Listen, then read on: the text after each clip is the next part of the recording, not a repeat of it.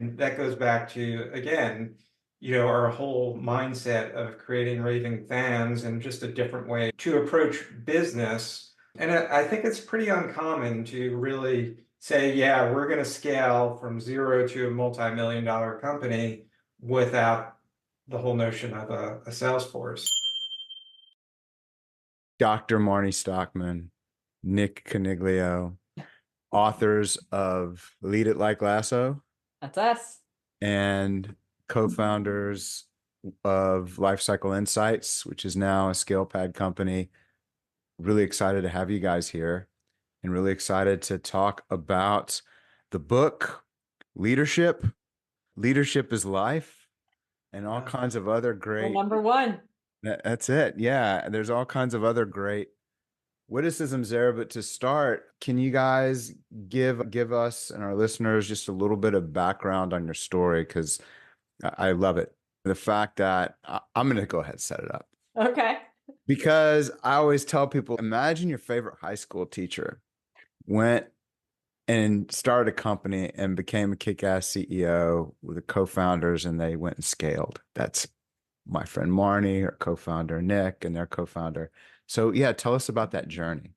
I guess I'll start since I was the high school teacher. Yeah, I started out as a high school math teacher, which typically when we're in business settings, I then say means I sold pre-calculus to 16-year-olds. So we probably know something about selling and customer success. And in my education progression, I landed working, I was at the board office in charge of math and all data, and I was working with a data platform, an assessment platform for students. And one day I was in training for that platform and something happened on the back end. And the trainer said, hold on, let me see if I can get this taken care of. And I saw my first ever DM. I'd never seen a direct message before on the screen. And a DM pops back up and it says, give me a sec. And the name in front is Nick Coniglio. So before I had ever even known of this human, I thought, "Ooh, who is this magic Nick I Caniglio?" never heard that part of the story. I know, that's what I thought I'd share today. So he solved it literally in the second that it took. So my first impression of Nick Caniglio was all shock and awe from the beginning, and he's been doing that ever since. So I ended up working for that company because they decided I would make a better customer success manager than noisy client. And together, Nick ran all kinds of things on the engineering side, including support, and I ran customer success. And I'm going to stop there so Nick can catch up to that point and then tell how we then together landed here.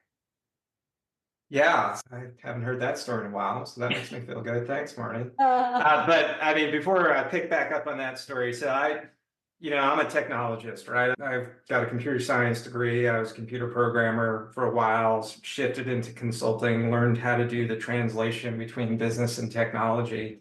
And I had a knack for joining small companies, 0 to 10 people, and just growing with that company. And that happened to me 3 or 4 times where we started 0 to 10 people, we scaled to 50 to 100 to 150 people and kept on exiting. And I had never, although I had equity in some of those companies, I'd never been part of the ownership group. And fast forward to the story Marnie was just talking about with the ed tech company. That's where we first started working together. I started that company as employee 7 or 8. And at that point, when Marnie joined, we were probably 40, 50 people. Yeah, I Is think that 50. I about think I was right? 57, I think. Yeah. And we had experienced some really good success as a company, and we got acquired. And then we got acquired again, and we got acquired again. Ultimately, what is now a billion-dollar company ended up acquiring us. And Marnie was really in charge of customer success, and part of my responsibility was customer support. We were kept being told by leadership that, okay, our mission, our core value is raving fans. And Marnie and I managed the whole customer experience process, but they kept on investing in sales and outselling our ability to support the product and reducing our resources, right? So we often say it was like, we felt like we were being managed by the Rupert Mannions of the world, to tie it back to Ted Lasso. But we had to develop some sort of framework to meet the challenge at hand. And we did that, and we did that with success. But it really was a disconnect between what the stated vision and core value of the company was versus what we were living. And we had made a decision at some point. I'll never forget, Marnie and Frank, her husband, they were taking a trip to Florida. I live in Atlanta, and they stopped by on the way down, and we told our respective spouses that, hey, we think we know how to really launch a business and start a business with everything that we've learned and what our beliefs and our philosophy was. And that's what we did. We ended up starting Lifecycle Insights. There's more to that story, but that's how it went. We went in starting Lifecycle Insights. We had no idea about the MSP space at all. We went in with a philosophy, a framework, not knowing anything about the industry at all. And we're here now. I didn't realize you guys went in with zero knowledge of the MSP space, because you guys have been, as much as anybody, my reintroduction into the space. But I've come to think of you guys as like the folks that were everywhere, because that was one of your goals, was just to be everywhere. It was. Yeah, I thought MSP stood for Maryland State Police because I'm a Marylander, and one of our other co-founders was an MSP, but honestly, I only knew him to be an IT person. So he had to explain to us. He basically Shark Tank pitched us the idea and the space. Nick and I were drinking through the fire hose, RMM, PSA, ISP, any 3 letters strung together suddenly meant something new in our world overnight. So we had a lot of learning to do, for sure. If I remember, we did a webinar together and you were setting up your goals in ResultMaps. It was something like be everywhere in the MSP world. Yeah. And suddenly you were. We really did. We started on Halloween 2019 at a conference. So our full investment in the company was us getting a booth in a conference. And we said we were going to be at conferences, and then COVID hit. And so being everywhere had to look different. And if it was on social media, we were here, there, and Roy Kent every effing where. And one of my favorite, I always ask people, where did you hear about us? And many times prospects would say, like, where didn't I hear about you? You're on LinkedIn, you're on Instagram, you're on Facebook, you're everywhere. My favorite, however, was when I asked someone, how did you decide you wanted to come chat with us today? And he said, nobody likes anybody on Reddit, and they love you guys. So I had to come figure out what the hype was all about. So yeah, be everywhere. Nice. Was absolutely part of what we need to do, meet your customers where they are. And they were everywhere.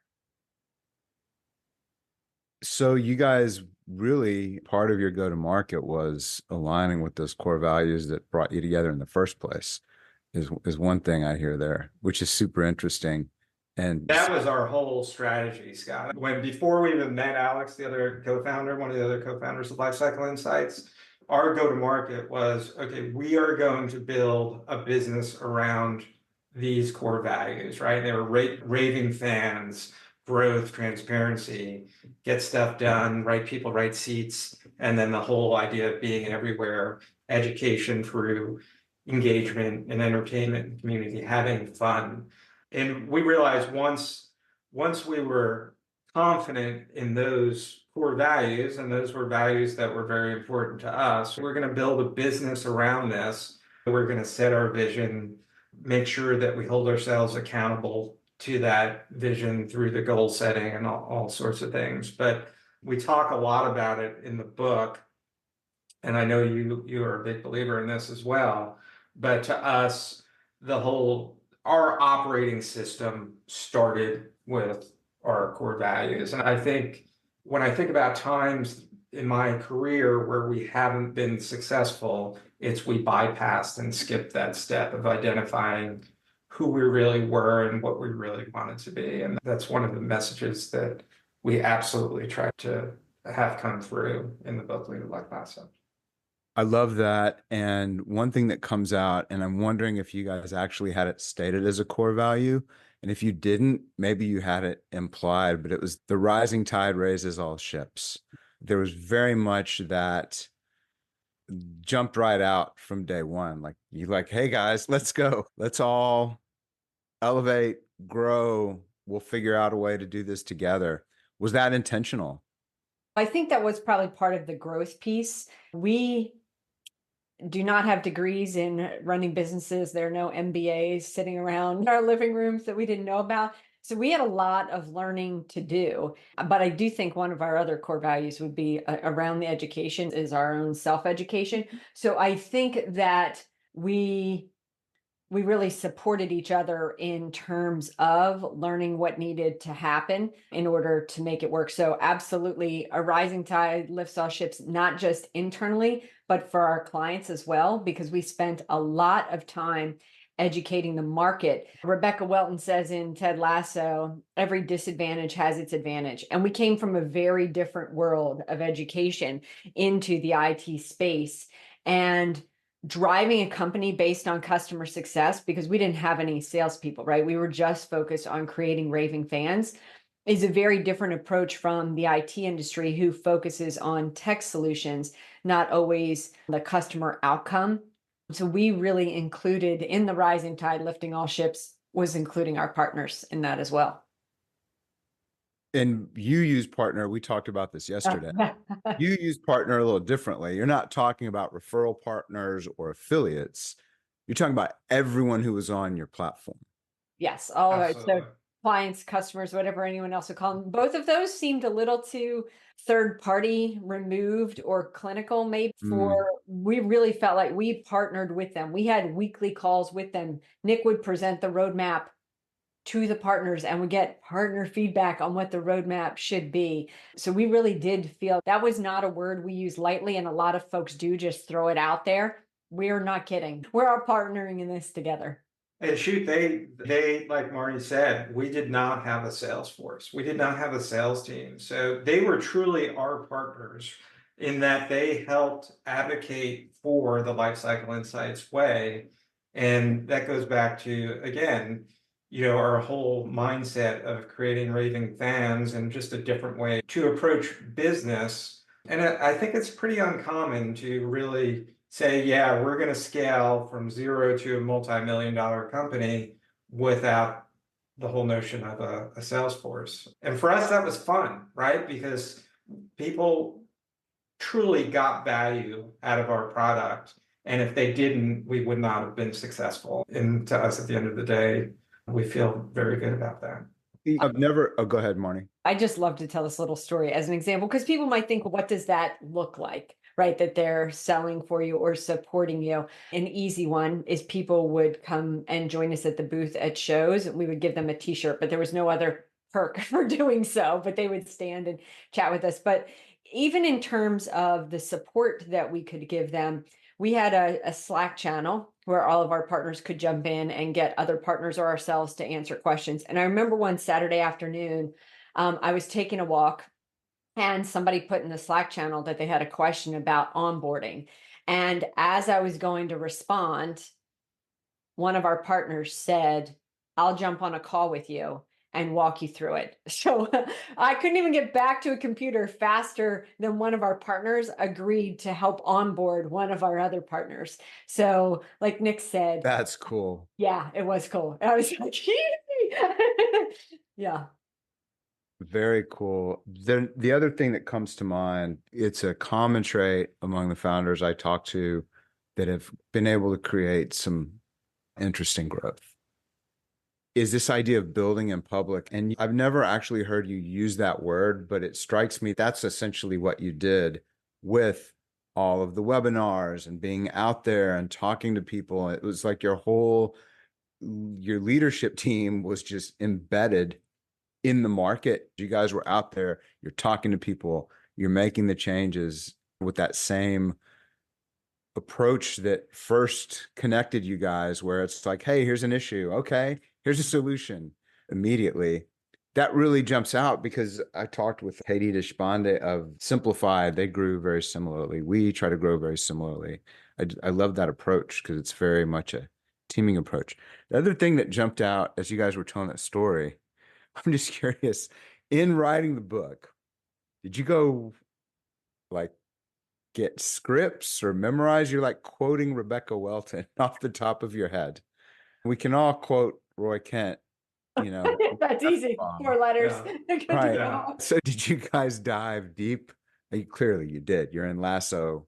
You're down the Lasso rabbit hole, but yeah, tell me a little bit about that process. I think that was the best part of the project, which was we had to watch Ted Lasso over and over and over again. We're still doing it. Yeah, we are still doing it. And I think the brilliance of that show is that there are so many little Easter eggs hidden in that you don't recognize it the first or the second time. And then I think you just pick it up along the way that, oh yeah, I can quote Higgins or Ted Lasso or Rebecca or Nate or what have you, almost in any type of situation, because the stories and the arc of the characters are so relatable to people that watch the show and relatable to real life experiences. And that's quite honestly what's been, in my mind, really successful with our book is the relatability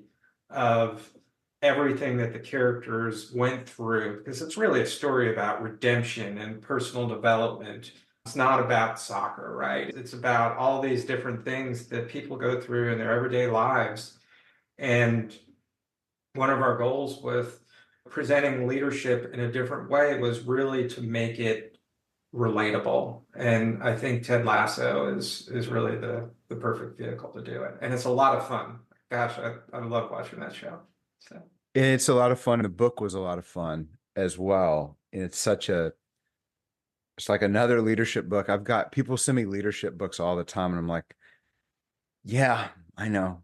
But you can never read too much on the one hand, but this is it's a different take. And it's not just, hey, go be like this character. It's here's a principle. We just in a book club, for me, reread Deliberate Discomfort, but you guys used, even before, I guess you're probably familiar with it, you used a similar format, which is here's a story. Deliberate Discomfort would be like a story from the battlefield. You guys were Ted Lasso. And then break down, here's this principle and what it is. Here's how you use it. Here's additional reading. Just a great approach. What made you guys want to write a book on leadership? After we sold the company, a few things. First, we were getting a lot of questions around how we were successful. And when we thought about it, it was how we were successful, not just in the company, but how we'd been successful our whole lives, right? Every bit of our own success came from a lot of the same principles, core values, and framework. So that was the first step of, well, we could answer all of these questions in a book. and I think one of the things we took the approach with the book, we very much focus it on personal leadership, right? Where we make the premise that everybody's a leader. It doesn't matter if you're in the classroom, the locker room, the boardroom, the dining room. You could be a mom, you could be a dad, you could be on a sports team, you can be a clerk within a convenience store. Everybody needs to learn how to lead themselves. And we both have children who are in those very early years of starting their careers, right, or in college. And to me, I think it was Adam Grant, I've said this before, right? Hidden Potential, where he says, we're in the midst of a character revolution, right? With AI all over the place, technology skills, technical skills, everybody has access to them. So how are you going to stand out? You're going to stand out based on character. And part of the reason, one of my motivations for writing this book was for my 20-year-old son, right? To find a different way to communicate with him how important emotional intelligence, personal leadership, character type skills actually are. We didn't know. Marnie's written a book before. It's very specific to the MSP space, but we didn't know if we were going to get 5 people or 100 people to buy this book, right? We had no idea. But it was, again, speaking from my personal perspective, it was yet another way for me to try to communicate what I think is important to not only my son, but I have the opportunity and privilege to mentor other people around his age. And I think it's just a really neat way of communicating the value, the importance of personal leadership. That energy certainly comes through in the book and in the sales. When you guys reflect on your journey, and I love that you're not just talking about, oh, I started my first business when I was 19, and from there I have had success after success. But it's no, we went through, we were at other startups, we went through a corporate path. There is no more bureaucratic path in the, was it public school, Marnie? Yeah. Yep. It's a public education system. So you guys have really seen the workplace from a 360-degree angle. What do you feel like holds leaders back? If could you pick one thing that maybe your top thing that you find holds leaders back? I've got a top thing. All right. You can do top three. I'd like to at least say two. So one, they read leadership books and then don't do anything about it. So if you're not going to take action, what are you doing? But I would say typically it comes around core values, knowing themselves, and then poor communication of that across the company. They might, and it's probably poor communication, period. Maybe they have a vision, they have a mission and haven't shared it well in the company, or they haven't communicated their core values so that everyone understands the why. I don't want to say all the things, so I'll stop there before I say whatever Nick's going to say. Oh, those are good. You can say as many of those as you want because we'll cut that up and that'll be a little snippet. But yeah, sorry. Continue, please, you guys. Yeah, I think the biggest challenges that I've seen and I've lived through, right, is two things really. One is making things too complex, right? Not simplifying things. I've been in situations where we would have, different systems, whether it's an Excel spreadsheet or some platform or tool, 18 different things to manage our goals and objectives, and everybody did it a different way, and everybody was trying to really have their own version of an operating framework to move forward with. And when things get overly complex, I think they just go out to pasture to die, right? So every time I've been in a position where we've gotten stuck trying to grow the business, it's because we have too many different systems in place trying to achieve our ultimate goal. Along those lines, I think the most important thing that anybody trying to start and grow their business is really a commitment to a framework and a process. Even if it's not perfect, try to find that best framework and process. Gosh, Scott, if you would have saw what we tried to do in the early days of getting LCI started to manage our objectives and hold ourselves accountable to it, prior to understanding that there was a platform like ResultMaps out there, you would have laughed at us. Having a commitment to a framework and a process that is consistent across your entire organization, to me, is absolutely critical. And it's when I haven't had that at my disposal, in my experience, that's when we've failed in the past. You just gave me a little PTSD thinking about some of the Google Drive diving. That's how you Oh my goodness, yeah. where Oh, that's so common though. That's so common. yeah. Oh, we'll put it in a spreadsheet and we'll link to our documents and it explodes. Yeah. I'm literally Oh, so many files. Go ahead. I'm literally picturing days of searching of what was that in our Q1 meeting or our Q2 meeting where we said we were going to do these objectives so that we could follow up on them. Oh, thank you for that reminder. What are you guys doing next? Where does it go from Lead It Like Lasso? The book is selling beautifully. It's so fun to watch. Just hustling on this like you guys did as well. When I say hustle, though, there's a hustle where it's hustle and grind, and you picture like the basketball player coming off the court sweating and just utterly hating life. They're working hard. You guys make it seem fun. Like yeah. Go ahead. No, I was just going to say, what are we doing next? I was going to answer that question, which is the first priority that we have is to enjoy what we do. And that's to have fun doing it. And we've had the ball bounce our way, in a very good manner, right? We're very fortunate to be in the position that we're in. So our focus is to have fun. But we realized over the past 4, 5, 6 years that we are most successful when we're having fun. So we're out promoting, and we're fortunate to be in a position where we feel like what gives us the most satisfaction is providing people with tips and tricks and strategies to become the best versions of themselves. And that's what we're trying to do. So what's next for us is to continue promoting the book, because we feel like that's a good strategy to do that and tool to do that. But we've also got a master class coming out in the next couple of months. Next month, Marnie, are we shooting for the end of it's next May month? 1st today, so yes. This month. Yeah. This month. Gosh, that's scary. But yeah, it's really about trying to provide people who are like-minded to us, who like to have fun, who have similar core values, with hopefully some motivation and some experiences that makes them believe that they can do it as well. That's what we're up to.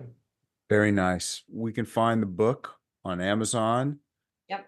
And Masterclass coming out. We can get a the link. Barnes and Noble stores. Oh, Which and is exciting. all right. And Masterclass, we'll put a link in the comments or the show notes.